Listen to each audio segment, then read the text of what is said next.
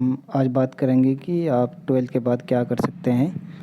ये 4 main stream होती है जिससे कि हम 12th करते हैं, जैसे कि बायोलॉजी है, मैथ है, कॉमर्स है और आर्ट्स है। तो हम क्या-क्या कर सकते हैं अगर हम 12th इनमें करते हैं कि बायोलॉजी से कर दिया हमने, कुछ बच्चे मैथ से करते हैं, कुछ बच्चे कॉमर्स से करते हैं, कुछ बच्चे आर्ट्स से भी करते हैं। तो पहले हम बात करेंगे इस वीडियो में, बेसिकली हम बात करेंगे कि हम बायोलॉजी और मैथ से अगर हमने 12th की है तो क्या-क्या हमारे पास ऑप्शन है, क्या-क्या हम कर सकते हैं। बायोलॉजी में सबसे पहले मेन बात यही होती है कि आप बायोलॉजी करते हैं, बच्चों का यही होता है कि हम सीधा डॉक्टर बने। डॉक्टर कैसे बन सकते हैं कि आप या तो नीट का एग्ज़ाम दें, जो कि हर साल होता है, लगभग अप्रैल और मई के बीच में ये एग्ज़ाम होता है, जिसमें बच्चे अगर अच्छे मार्क्स आते हैं उसमें, ये 720 नंबर का मार्क्स होता है इसमें टोटल। अगर उसमें अच्छे मार्क्स आते हैं तो आपको गवर्नमेंट कॉलेज मिलता है, जिससे कि आप मेडिकल में जा सकते हो। मैं बताऊंगा आगे वीडियो में कि मेडिकल में क्या क्या फील्ड है, क्या क्या आप कहाँ जा सकते हो। आप बीएससी कर सकते हो। हाल ही में सीयूटी पीजी एंट्रेंस कर दिया है यूनिवर्सिटी ने, जो कि पहले मेरिट बेस पे भी हो जाता था, जितने आपके 12th में मार्क्स है उसके बेस पे आपको मिल जाता था आपको एडमिशन, लेकिन अब एंट्रेंस कर दिया गया है। आप फार्मा में भी कर सकते हो, बीएससी एमएलटी भी कर सकते हो, पैरामेडिकल कोर्स भी हैं।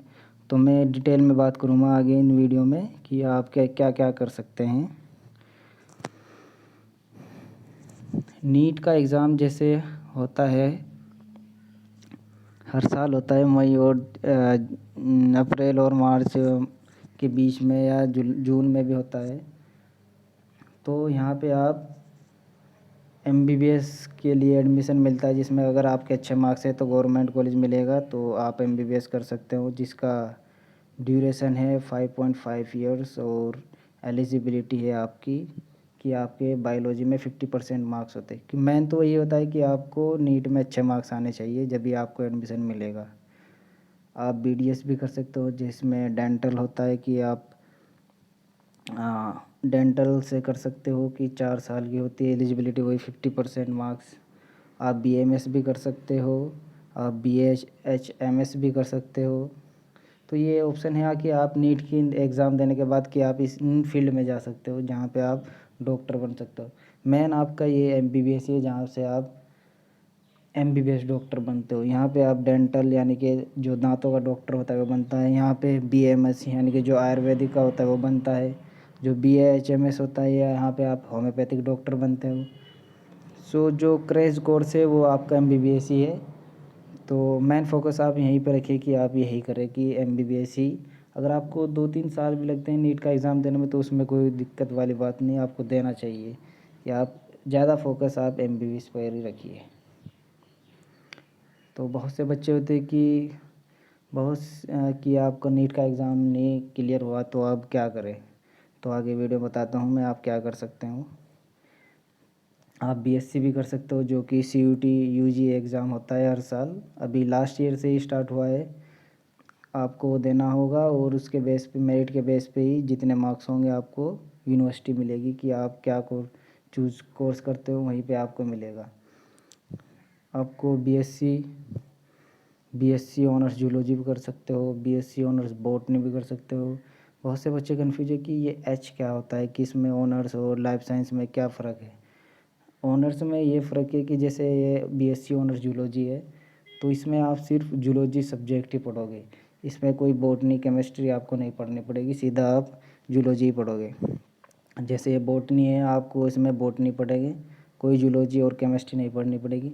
लेकिन अगर आपके पास लाइफ साइंस है तो आपको तीनों सब्जेक्ट पढ़ने पड़ेंगे, जूलॉजी भी, बॉटनी और केमिस्ट्री भी, तीनों साल। और आप माइक्रोबायो भी कर सकते हो, जिसमें आप माइक्रोब्स के बारे में पढ़ेंगे, जैसे बैक्टीरिया, वायरस, फंजाई। आप बीएससी नर्सिंग भी कर सकते हो। ये नर्सिंग नीट के बेस पे भी होता है और प्राइवेट भी होता है। आप बीएससी एमएलटी भी कर सकते हो, जिसमें आप मेडिकल लेबोरेटरी में जा सकते हो, जिससे आप जितने भी मेडिकल टेस्ट होते हैं उसके बारे में आप पढ़ सकते हो। और बहुत ही अच्छी कोर्स मानता हूँ मैं इसको, जिसमें आप कि जितने भी ये हॉस्पिटल हैं, प्राइवेट हो गवर्नमेंट हो, तो आप उसमें जाके जॉब पा सकते हो। 3 साल का कोर्स है ये भी एमएलटी। ये बीएससी बायोटेक भी है, ये भी कर सकते हो आप। इसमें टेक्नोलॉजी कोर्स है और ये बीएससी बायोकेमिस्ट्री है, इसमें भी आप बीएससी कर सकते हो, जिसमें कि आप सिर्फ बायोकेमिस्ट्री पढ़ोगे। और ये कोर्स बाहर अब्रॉड में सबसे ज़्यादा वैलिड है। अब आगे कोर्स है जैसे कि bachelor of technology, biomedical engineer, agriculture engineer, ये भी कर सकते हो आप। और वेटरनरी साइंस, जिसमें कि आप एनिमल्स की जो वेटरनरी साइंस मतलब आप एनिमल्स के बारे में पढ़ोगे, एनिमल हस्बेंड्री, यानी कि जितने भी ये एनिमल्स के डॉक्टर होते हैं यहाँ पे बनते हैं वेटरनरी साइंस से। और बैचलर ऑफ आर्किटेक्चर भी कर सकते हो। फिजियोथेरेपिस्ट होते हैं वो भी कर सकते हैं आप। ऑक्यूपेशनल थेरेपी भी हो सकती है। और ये सभी कोर्स आप कर सकते हो 12th बायोलॉजी के बाद। ये कुछ पैरामेडिकल कोर्स है जिससे कि आप सीधा डिप्लोमा कर सकते हो, जैसे कि थेरेपी, ऑक्यूपेशनल थेरेपी, डीएमएलटी, यानी कि एक एमएलटी है कि बीएससी कर सकते हो जिसे आप ग्रेजुएशन मान सकते हो। एक ये डिप्लोमा है, ये 2 साल का होता है शायद, जिसमें कि आप सिर्फ आपको डिप्लोमा मिलेगा। आप रेडियोलॉजी भी कर सकते हो डिप्लोमा में, और थिएटर भी, medical imaging, anaesthesia, emergency, optometry, diploma physiotherapy technology, ये सभी कोर्स है जो आप कर सकते हो। और सीधा आप प्राइवेट और गवर्नमेंट हॉस्पिटल में जॉब ले सकते हो उसमें, क्योंकि आप सीधा जो भी उनका डायग्नोसिस सेंटर होगा सीधा उसमें ही जाओगे आप। बहुत अच्छा कोर्स है। कुछ फार्मा कोर्स है जो आप कर सकते हो, जैसे कि डी फार्मा कर सकते हो जो 2 साल का होता है, ये डिप्लोमा होता है सिर्फ, आपका ग्रेजुएशन कोर्स नहीं होगा। आप डिप्लोमा वेटरनरी फार्मा भी कर सकते हो जिसमें कि एनिमल्स की जो दवाइयाँ होता है वो कर सकते हैं। ये बी फार्मा भी कर सकते हो जो कि 4 साल का होता है। बी फार्मा करने का फ़ायदा ये है कि आप या तो जो दवाई की एजेंसी होती है या तो वो कर सकते हो, या फिर मेडिकल स्टोर है वो भी खोल सकते हो। आपको सर्टिफिकेट मिल जाएगा आपको, अगर आपके पास बी फार्मा है। डी फार्मा भी मिल सकता है आपको कि आप इस मेडिकल स्टोर कर सकते हो। बहुत ही अच्छे कोर्स है जो भी कर सकता है 12th के बाद। अब हम बात करेंगे कि जिसके पास मैथ है वो क्या कर सकता है 12th के बाद। सबसे पहले तो यही है कि आप सीधा आईआईटी जेईई की कोचिंग करें, जिससे कि आप आईआईटी का एंट्रेंस एग्ज़ाम निकाल सकते हो। अगर आपका आईआईटी जेईई एग्ज़ाम निकल गया, समझो कि आपकी लाइफ बन गई, जिसमें कि आपको सीधा डायरेक्ट आईआईटी में एडमिशन मिलता है। एनआईटी भी होती है जिसमें कि आप सीधा एडमिशन ले सकते हो एनआईटी में भी। ये आईआईटी का ही समझो कि ये छोटा, आईआईटी से थोड़ा छोटा है एनआईटी, जिसमें कि जिसके कम मार्क्स होते हैं एडवांस में वो इसमें एडमिशन ले सकता है एनआईटी में। तो मेन फोकस तो ये है कि आप सीधा पहले आईआईटी जी के 1 या 2 साल भी लगते हैं, आपको 3 साल भी लगते हैं, तो आप इसकी कोचिंग ज़रूर करें। अगर ये है कि आपको नहीं भी करना कि नहीं मेरे से नहीं होगा आईआईटी, तो फिर आप सीयूटी वगैरह बीएससी दे सकते हो कि सीयूटी में एडमिशन हो जाए तुम्हारा किसी भी यूनिवर्सिटी में, जैसे कि दिल्ली यूनिवर्सिटी हो गई, जामिया हो गई, जेएनयू हो गई, और तुम्हारा अलीगढ़ मुस्लिम यूनिवर्सिटी है, हैदराबाद यूनिवर्सिटी है। बहुत अच्छी अच्छी यूनिवर्सिटी है जो सेंट्रल यूनिवर्सिटी है, जिसमें आप डायरेक्ट एडमिशन ले सकते हो सीयूटी यूजी देने के बाद। अगर आपका यहाँ पे हो गया तो फिर ये भी बहुत अच्छी यूनिवर्सिटी है कि आप सीधा अच्छी जगह से आप ग्रेजुएशन कर सकते हो। आप कंप्यूटर साइंस से भी कर सकते हो, आप बीटेक भी कर सकते हो। बीटेक आप प्राइवेट और गवर्नमेंट दोनों से कर सकते हो। ये आर्मी मैंने यहाँ इसलिए डाला क्योंकि जो आर्मी का एग्ज़ाम देते हैं उसको मैथ, जिसके पास मैथ होता है उनको ये फ़ायदा मिलता है, क्योंकि आर्मी में भी मैथ आता है। कोई भी एग्ज़ाम हो उसमें मैथ ज़रूर आता है, इसलिए इनको फ़ायदा होता है। आप डाटा साइंस से भी कर सकते हो। ये सबसे डिमांडिंग कोर्स है, हाईएस्ट डिमांडिंग कोर्स है ये आपका डाटा साइंस। आप एनडीए का एग्ज़ाम भी दे सकते हो, जो कि आप 12th के बाद ग्रेजुएशन में करते करते ही आप ये सीधा एग्ज़ाम दे सकते हो।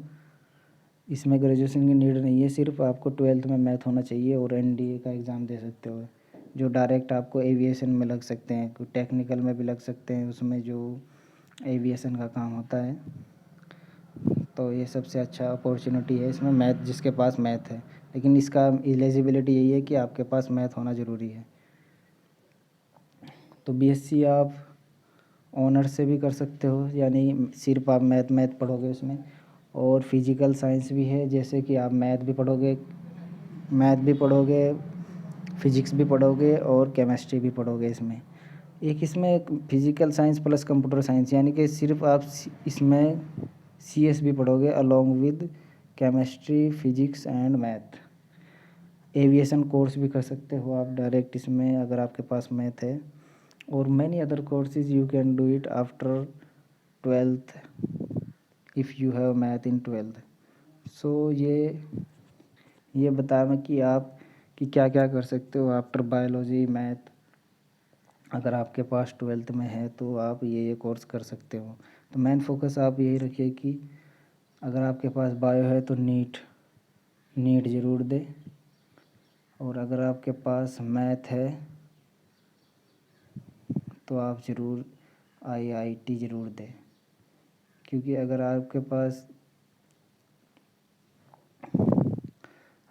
आपने 2-3 साल अगर यहाँ पे ही दे दिए तो बहुत अच्छा रहेगा कि अगर आपका एक बार एडमिशन हो गया तो। क्योंकि बीएससी करने के बाद कोई श्योरिटी नहीं है कि आपकी कोई जॉब मिलेगी। अगर आप आईआईटी और नीट में गए तो आपकी श्योरिटी है कि आपको पक्का 100% जॉब मिलती है इसमें। तो मेन फोकस यही रखिए कि आप नीट और आईआईटी का एग्ज़ाम में ज़्यादा फोकस करें, कोचिंग करें। बहुत अच्छे अच्छे कोचिंग सेंटर हैं, जैसे एलन है, फिजिक्स वाला है, आकाश है, और भी अदर कोचिंग सेंटर हैं जिसमें कि आप कोचिंग कर सकते हैं और ये एग्ज़ाम देते। तो इस वीडियो में हम बात कर रहे हैं कि आप बायो और मैथ से क्या करते हैं। अगली वीडियो में हम बात करते जिसके पास कॉमर्स और आर्ट है वो क्या क्या कर सकता है। जिसके पास 12th में कॉमर्स और आर्ट्स है वो क्या क्या कर सकता है। ओके।